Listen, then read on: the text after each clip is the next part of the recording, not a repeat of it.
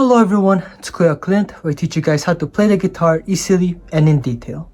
So for today we're going to be doing something a little bit different, and I'm going to be teaching you guys 5 ways when it comes to muting certain strings or all of the strings in your guitar while playing. So incorporating muting techniques in your guitar playing will give you benefits as well in doing so. This includes having better windows of opportunity when it comes to transitioning from one chord to another, because muting your strings temporarily for one chord will give you a better transition to the other chord, especially if you find it hard at the moment when it comes to changing from one chord to another as easily or as faster as you want to. So it's kind of like switching chords in training wheels pretty much when it comes to muting strings. And aside from that, it also gives you a different sense of sound quality to the chords that you're playing. But when it comes to having muting techniques in your toolbox, you'll be able to have more choices and a lot more options when it comes to playing your guitar pretty much, which is pretty cool. The chords aren't really that critical to know about at this moment. It's really more example really when it comes to demonstrating the muting techniques in the guitar. You don't really need to learn all of that for now, but yeah. Enjoy the video and I'll see you guys there. And before we begin, please don't forget to leave a like, subscribe, and the notification bell down below. If you guys would like me to teach anything else, just comment it down below as well. I'll try to do it for you. And yeah, that said, let's go straight right into it. So the first technique when it comes to muting strings on guitar is something that we like to call palm muting. So palm muting is pretty much using your strumming or plucking hand. For this instance, we're just going to be placing this side of your palm right here on the bridge part of your guitar, just lightly like so. And by doing so, you'll be able to have a percussive feel when it comes to strumming certain chords in your guitar. Kind of hard to show, but it's going to feel like this.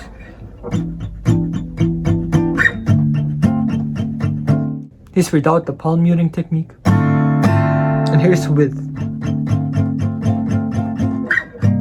And doing so will give you a more percussive feel when it comes to chords that you're strumming, or plucking as well, I think should be. Yeah.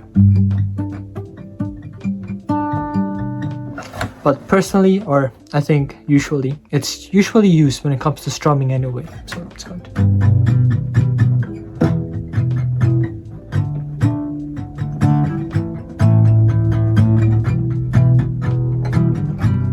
Yep, all that you gotta do is place this part of your hand on the bridge part of your guitar, ever so lightly, just like that. So for the second technique, it's going to be called the fretting hand muting technique, something or other. Pretty much used when it comes to playing bar chords, for example. It's going to be this one right here.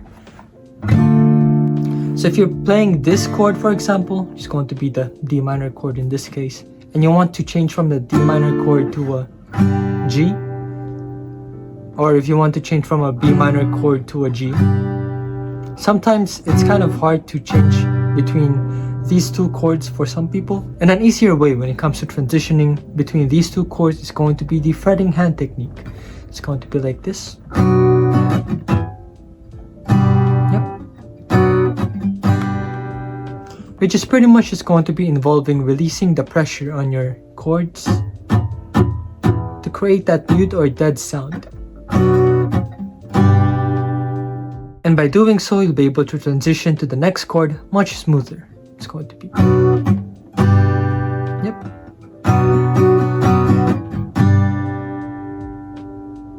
Did you notice what I did there? It's going to be. Yep. It's going to be playing the chord, releasing the tension in your fingers, and just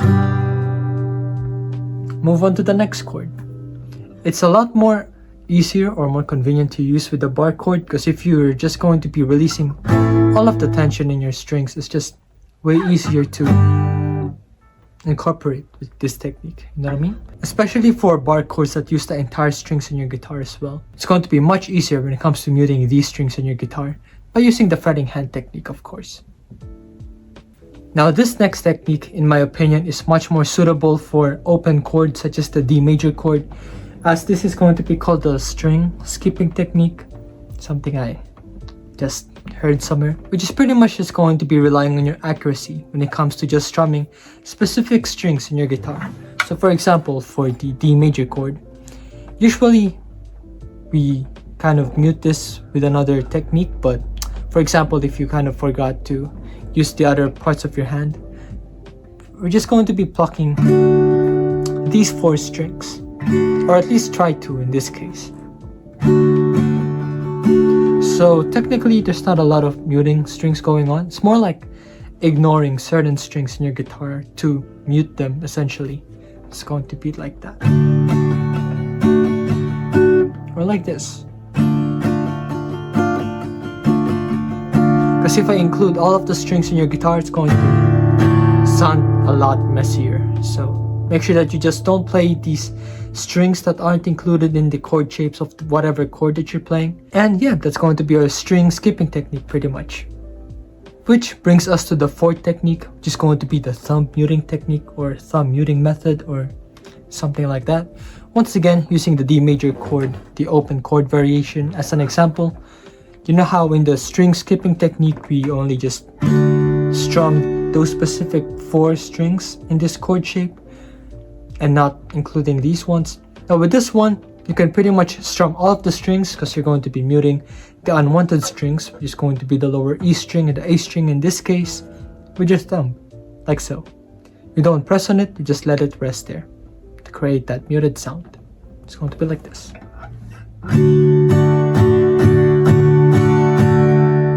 Yep, clean sound. Because if you press on it as well, it's gonna sound different. It works for some people if they press it, but personally it's not like the purest sound for a D major chord that's in the open variation, so I just let it rest there. So if you're playing the A major chord, same thing applies as well, but this time you're just only going to be muting the lower E string and you're going to be including the open string and the A string.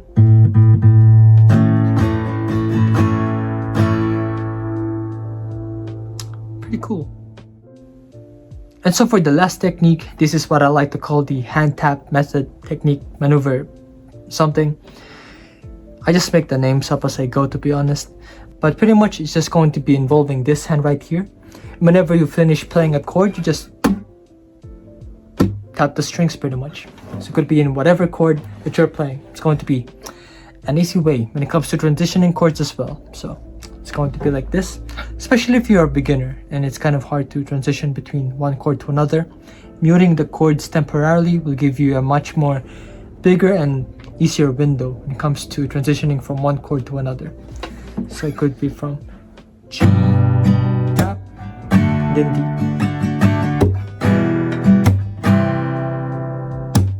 Although you gotta have a bit of a sense of rhythm as well when it comes to doing that hand tap motion so that it fits with the melody or the rhythm of the song that you're playing too. So a bit of timing and practice is involved still when it comes to using this method, but it works. And yeah, so that is the guitar lesson. Thank you very much for watching. Please don't forget to leave a like, subscribe, ring the notification bell down below so that you guys will be able to stay updated for future videos. Because like me to teach anything else is coming down below as well. I'm sure to do it for you. And also be able to show your support by sending a super thanks my way down below as well. Really appreciate that. And yeah, so if you guys would like to watch my other guitar lessons, just click these ones right here. It's all good. And I'll see you guys in the next one. Peace.